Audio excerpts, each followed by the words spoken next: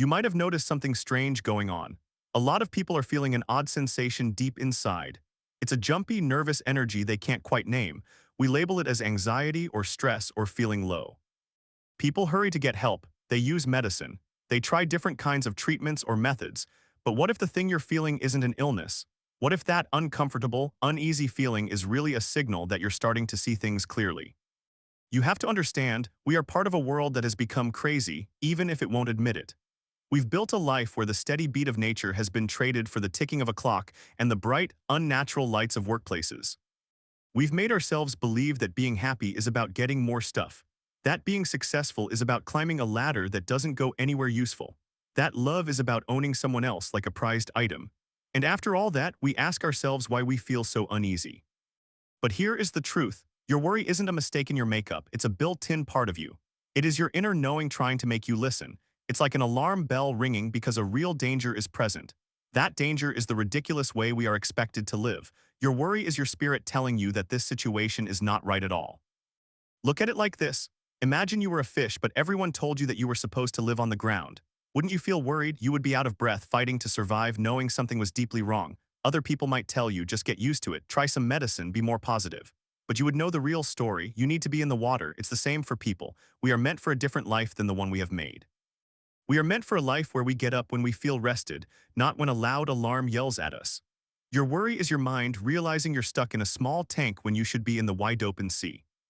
Now I want to share something that may seem odd. The simple fact that you feel this worry, that you feel apart from things, that you feel a gap, actually means you are more aware than others. This is because most people have managed to block out the crazy world. They have gotten so used to this fake life that they don't even notice the pain of going against who they are. They are like someone who has worn tight, painful shoes for years and has forgotten the feeling of soft grass. They believe the constant pain is just how life is. That feeling of dread on a Sunday, that sick feeling on a Monday, that sense of being stuck in the wrong life. They believe this is all normal, but you can still feel how much it hurts. You have not been made numb by the daily grind, and that truly is a special thing, even if it hurts right now. Do you know what they used to call those who were very aware of poisons around them? Canaries. Years ago, miners carried these birds into the mines. The birds would get sick from bad air long before the miners knew there was a problem. When the bird showed it was in trouble, it didn't mean the bird was weak. It meant the bird was healthy and aware of the danger. You are just like that canary in our modern world. Your worry is not your fault. It is the right way to feel in a crazy setting. You are not the one who is damaged. The world is damaged and you are healthy enough to see it. This is where things get important. When most people feel this worry, this idea that things aren't right, they try to fix themselves. They think something is wrong with me, I need a better outlook, I need to think happy thoughts. They see counselors who help them fit back into a world that is unwell. They use pills to make the feelings go away. They fill their time with noise, activities, and shows, doing anything to avoid the difficult truth that is trying to get out. But what if this worry is not something to get rid of? What if it's something you should hear? You see, there are two types of worry. One kind is based on fear. It comes from our minds, from thinking about bad things that haven't happened and likely won't. This worry comes from being stuck in your own thoughts, believing your thoughts are real, and trusting every bad story your mind makes up. But there is another kind of worry, a deeper kind. It's the worry that comes from feeling tied to something huge and timeless while being in a world that treats everything as small and throwaway. This second type of worry, this deep soul worry, is not a puzzle to figure out. It's an alarm bell you need to answer. Let me explain what is truly going on. When you feel worried in this world, you are feeling the rub between who you really are and the fake person you were told to be. You are feeling the fight between the easy way life should go and the hard rules we have made. Picture it this way. A river flows smoothly on its own, going around things and through low spots. But if you build dam, the water gets rough. It slams against the wall, pressure builds up. It wants to get back to its own path. Your worry is that rough water. It's your own spirit trying to move freely in a world that holds it back. Most people feel this rough patch and think, I need to build a stronger wall. I need to control this feeling better. So they work even harder to be part of the system. They put in more time at work. They get more stuff. They obey more rules. They take more medicine. They try to make themselves feel happy with a life that deep down feels completely wrong. But what if, rather than building higher walls, you just heard what that feeling was trying to say? What if your worry is really showing you the way to be free? Here is a thought that might shock you. In older cultures, people who were very sensitive, who felt things more than others, who seemed to be connected to something more than the everyday world. These people were not sent to doctors. They were seen as wise ones, as guides, as people who could heal. Their awareness was thought to be a special skill, not a problem. They were the ones who could sense what others missed and notice what others did not. They were the link between the world we see and the world we don't. Their worry wasn't treated as a sickness. It was respected as a sign they were connected to something important. But we are in a time that has no room for that. We have made a world that is all about stuff, all about what's on the outside, all about what we can touch. And in a world like this, if you feel things deeply, if you sense there is a mystery, if you just know there is more to life than what we see, well, you are going to feel worried. You will feel like you don't fit in, and you are correct, you don't fit in. At least not in this fake world we have built. But here is the wonderful twist. The exact thing that makes you feel alone in this mad world is the very thing that links you to something bigger and more true. Your ability to feel the lies around you is also your ability to feel the truth under it all. When you feel worried, you are feeling the space between how things are and how they could be. You feel the stretch between the life you have and the life you were made for. You feel the pull between the person you were told to be and the person you really are. This space, this stretch, this pull, it doesn't feel good, but it is not for nothing.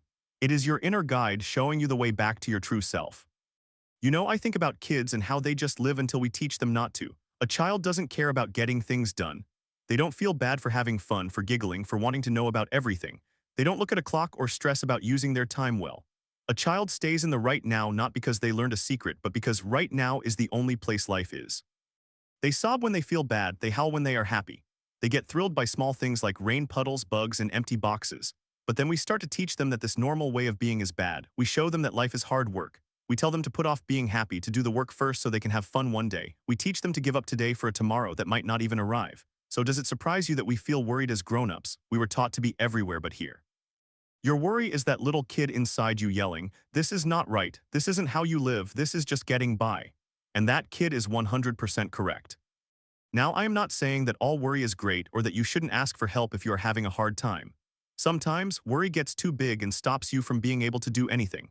In those moments, getting help from a professional is a very good idea. But what I am saying is that before you rush to make the worry go away, you should try to hear what it is telling you. Because a lot of the time, the worry is not the main issue. It's the signal pointing to the real issue. The real issue is we don't remember how to just be alive. We don't remember that a job should be a way to show who we are, not just a jail we go to for money. We don't remember that being with others is about caring, not just about doing what they want. We don't remember our bodies are not tools to be fixed, but are alive and smart. We don't remember we are part of the earth, not separate from it. We don't remember we are not just single people fighting each other, but we are all connected, breathing the same air and living on the same world. Your worry is your body remembering all the things your brain was told to forget. Let me give you an example. Think of being at a party and everyone is acting like they are having fun, but the noise is too much, the talk is empty, and the whole thing feels fake. You would probably feel worried in that room, even if people told you to loosen up. But your worry would be right, it would be the real you knowing that this party is not fun, the happiness is fake, something important is not there. Our whole modern life is like that party. We have built this big fancy show of getting ahead and having more. But deep down, a key part is gone. We have lost the simple happiness of just being. We swapped off for facts and we swapped being here for being busy. And the ones who feel worried, we are the ones who never totally believed the act. We are the ones who in our hearts still know what real life is supposed to feel like. Our worry is the real part of us refusing to be quiet. This is why trying to fix your worry without looking at what causes it is like using a pain pill for a broken bone. The pill might make it hurt less, but the bone is still broken. The break here is that we are cut off from who we truly are. The break is that we are separated from the earth. The break is that we are lonely and cut off from anything meaningful. Your worry is not just about you, it's about all of us. You are feeling your own loneliness, but also the loneliness of everyone separated from where we came from. We have made a world where most people are under fake lights more than sunlight, where our food comes from far away, made by people we will never know, where we do work we don't get for places we don't like, where we live in small boxes on top of other boxes next to people we don't talk to, and we ask why we feel worried, why we feel sad, why we feel empty. What's empty is life. Real life, not the fake copy of life they try to sell us, but the real feeling of being alive on this earth. But this is where the good news is. The simple fact that you feel this worry, this need to move, this feeling that things are wrong, it means the real you is still in there. It means you are not fully brainwashed. It means a piece of you still knows what it means to be truly alive. Your worry is like a compass always pointing you back home. But your real home is not a spot on the earth, it is a way of living. It is that feeling of being completely in the moment, completely awake and completely you, and you can get to that feeling anywhere. You do not have to flip your whole life upside down, you don't have to go live in the forest, you just have to start paying attention to what your worry is saying, and then take little steps in the direction it shows you. Maybe it means going outside more. Maybe it means not agreeing to things that make you feel tired. Maybe it means talking more truthfully to the people you care about. Maybe it's looking for a job that matters to you. Maybe it's just stopping for a second to really taste what you're eating, to feel yourself breathing, or to look up at the clouds. The road back to being real is not the same for everyone.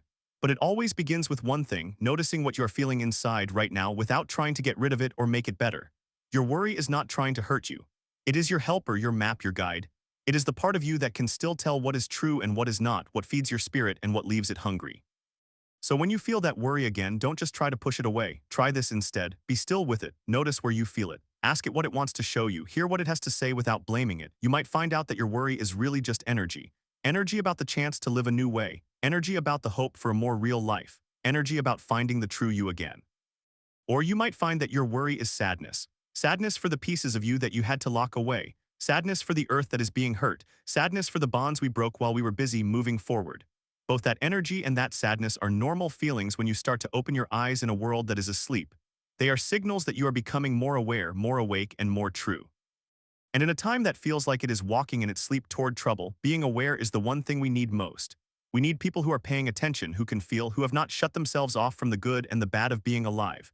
Your worry may not feel good, but it is also a sign that you are living in a way that counts.